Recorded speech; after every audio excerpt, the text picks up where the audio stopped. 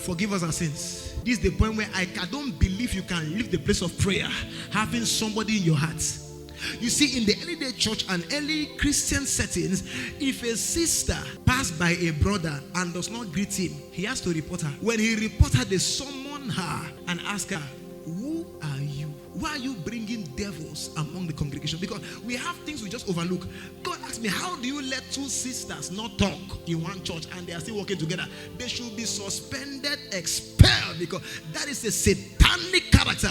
It's a sign they have never truly prayed. If I hate Brother Serge because he hurts me and I enter the sacred place, how will I live? Forgive us as we also forgive, and pray for God to deliver me from evil. So how did you even get to deliverance prayer without forgiving your brother and your sister? So you see, the sign that you're not praying because you came out of prayer, you were skipping some template. Deliver me from evil, but I will not forgive him. And the sign of forgiveness is that you change. There are people that cannot see others with their eye. The brother pass here, you pass here, and you both claim you have been in the sacred place. Is a lie. Where you have been is a demonic heaven. The God you pray to is a satanic God. It's not the one I know. The God I know will put you on a laboratory table. He will do a surgical work on you. He will operate you of the elements of flesh. He will speak to you. You have people in churches who are not circumcised, whose hearts have not been changed. That's why you say have your will intact. What you say you will do is what you will do. They're trying to compare with God.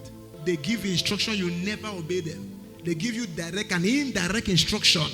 You proudly go and do the same thing because you have never really gone through the right pattern of prayer.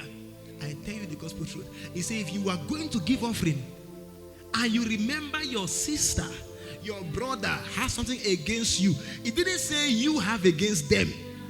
The fact that that sister didn't greet you, go. Now, that's offering. What about prayer? What about prayer?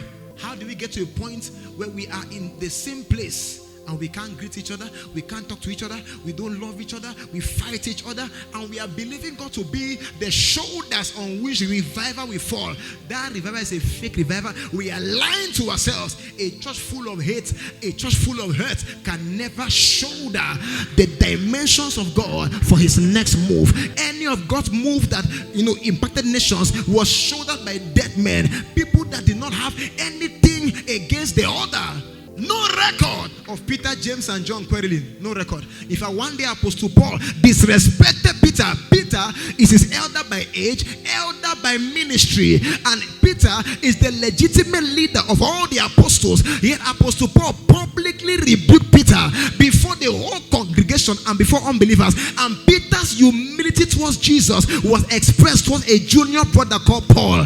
Peter was humble to Paul as he was humble to Jesus. Peter did not drag Paul online. How dare you insult? Apostle Paul disrespected Peter in public, and he even boasted, even wrote it down and said, I rebuke. It wasn't enough that you dishonored Peter. You now went and wrote in a book and sent to a church that I dishonored Peter. And Peter not for once insulted Paul, rather Peter endorsed Paul. Peter says, hear him. Peter said, this man is too deep. The things he hears can confuse you. Peter instead affiliated Apostle Paul after disrespect. Why? They gave themselves to the ministry of prayer and the word. Any man that gives himself to prayer will find out a character change. Any woman that truly prays cannot be the same. You want to pay them back because you don't pray.